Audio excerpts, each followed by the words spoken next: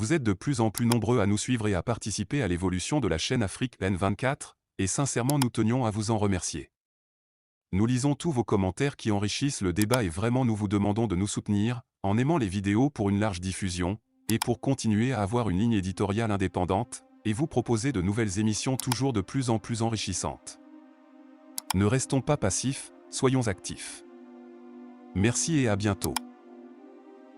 Le royaume de l'obscurité où l'on soigne la lumière. Amron, ou la pathologie du courage au Togo. Il était une fois, au cœur de l'Afrique de l'Ouest, un royaume étrange, aux lois tacites et aux sentences silencieuses. Un pays où la lumière est considérée comme une menace, et où les hommes qui osent l'incarner sont enfermés dans des chambres sans fenêtres. Ce royaume, c'est le Togo. Et dans ce Togo figé par 2 décennies de règne autoritaire, une voix a surgi, celle d'Amron, un jeune intellectuel, créateur, influenceur, poète moderne, troubadour connecté, fou lumineux peut-être, mais lucide sûrement. Ce que le régime n'a pas compris, ou qu'il a trop bien compris, justement, c'est que dans un pays où les mots sont muselés, chaque syllabe qui s'échappe devient une bombe. Amron, par ses écrits et ses interventions vibrantes, portait la voix d'une jeunesse exsangue, désabusée, mais toujours brûlante d'espoir. Alors il fallait l'arrêter. Non pas l'arrêter juridiquement, car même une justice inféodée conserve une apparence à respecter, mais l'annihiler autrement, en l'internant, en le déclarant fou. Car dans ce royaume, il n'y a pas de délit plus grave que celui de dire la vérité. Le mensonge y est règle d'État, l'hypocrisie politique y est vertu, et le silence y est la seule forme de sécurité. Par conséquent, ceux qui hurlent dans l'obscurité deviennent des anomalies à corriger, des pathologies à traiter. Amron a été diagnostiqué comme malade parce qu'il portait en lui une vérité trop éclatante pour les ténèbres du pouvoir. Quand la lucidité devient maladie. L'acte d'enfermer un homme pour ses idées n'est pas nouveau. De Socrate à Mandela, les régimes autoritaires ont toujours tenté de faire taire la vérité en la pathologisant. Mais le cas togolais est encore plus pernicieux. Ici, on ne se contente pas de bâillonner. On soigne, ou plutôt, on prétend soigner. On vous habille d'un diagnostic psychiatrique pour vous déshabiller de votre dignité. Amron n'a pas été jugé. Il a été dépossédé de sa parole par une camisole blanche. La justice n'a pas eu besoin de preuves. Le pouvoir n'a pas eu besoin d'arguments. Le simple fait qu'il parlait trop fort, trop vrai, trop juste, suffisait à le déclarer mentalement atteint.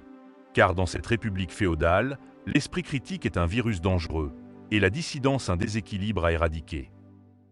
Ce procédé rappelle les heures les plus sombres de l'URSS stalinienne, où les dissidents étaient internés dans des hôpitaux psychiatriques pour réalignement. On croyait cette méthode abolie, reléguée au livre d'histoire. Mais elle survit encore, sur les rives du golfe de Guinée, dans un pays gouverné par la même dynastie depuis plus d'un demi-siècle. La guérison par prosternation, une psychiatrie politique. Mais le plus ironique, le plus absurde, en vérité, c'est que la guérison d'Amron n'est pas venue par traitement, mais par soumission.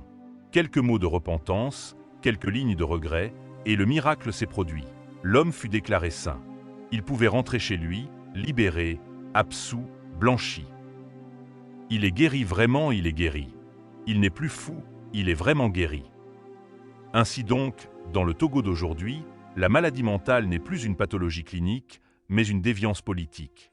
Et sa thérapie ne relève plus de la médecine, mais du théâtre. Un acte de contrition publique, une cérémonie de reddition, suffit à recouvrer la raison. Cette psychiatrie d'État est une insulte aux vrais malades, une profanation du combat pour la santé mentale et un aveu de faiblesse du régime. Car quand un pouvoir en vient à soigner la vérité comme une folie, c'est qu'il est déjà malade de peur. La peur a changé de camp. Et justement, c'est cela que le régime n'a pas vu venir. À force de vouloir faire peur, il a nourri l'audace. À force de vouloir éteindre les voix, il a déclenché un écho. Le cas d'Amron a soulevé un raz-de-marée d'indignation. Sur les réseaux, dans les cercles militants, dans les cafés populaires, on a commencé à parler.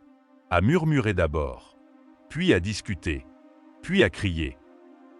En enfermant Amron, le régime pensait l'effacer. Mais il l'a rendu central. Il l'a transformé en symbole, en martyr doux, en prophète des réseaux. La jeunesse togolaise a vu dans ce jeune homme, autrefois ordinaire, un miroir. Et ce miroir disait « Tu n'es pas fou, tu es juste éveillé ». Même ceux qui, par crainte ou par fatigue, s'étaient repliés sur eux-mêmes, ont vu dans l'internement de ce jeune homme une ligne rouge franchie. Car s'il suffit aujourd'hui d'une opinion pour finir en asile, qu'en sera-t-il demain? S'il faut s'excuser pour retrouver sa liberté, alors quelle est la valeur de cette liberté? À quoi bon vivre dans un pays où le silence est le seul passeport pour la tranquillité? Le Togo a besoin de ces fous. Oui, le Togo a besoin de ces fous. Pas de ceux qui délirent, mais de ceux qui dérangent. De ceux qui, comme Amron, refusent les dogmes. De ceux qui posent des questions simples et que le régime ne sait pas comment gérer. Le Togo a besoin de voix libres, de penseurs indociles, de rêveurs réalistes, de créateurs rebelles. Car c'est dans l'inconfort que naît le progrès. C'est dans la confrontation que s'écrit l'histoire. C'est dans l'insolence des idées que naît la démocratie. Et ceux qui, aujourd'hui, enferment les poètes, finiront demain par être jugés par leurs vers. Le retour d'Amron, malgré son humiliation forcée, est une victoire. Non pas pour lui seul, mais pour tout un peuple. Car il démontre que même humilié, même bâillonné, même brisé, l'homme reste debout. Et que les blessures de l'injustice deviennent parfois les cicatrices de la renaissance. Un printemps dans les cendres. Ce que le pouvoir n'a pas compris, c'est que l'humiliation publique est une arme à double tranchant. En forçant un homme à s'excuser pour sa lucidité, on ne l'éteint pas, on l'enflamme. Car le peuple regarde. Le peuple comprend. Et le peuple n'oublie pas. Le printemps ne meurt jamais, même lorsque les pétales sont arrachés, même quand les semences sont brûlées. Il suffit d'une pluie, d'un rayon, d'un souffle, pour que tout refleurisse. Et ce souffle, aujourd'hui, il s'appelle Amron.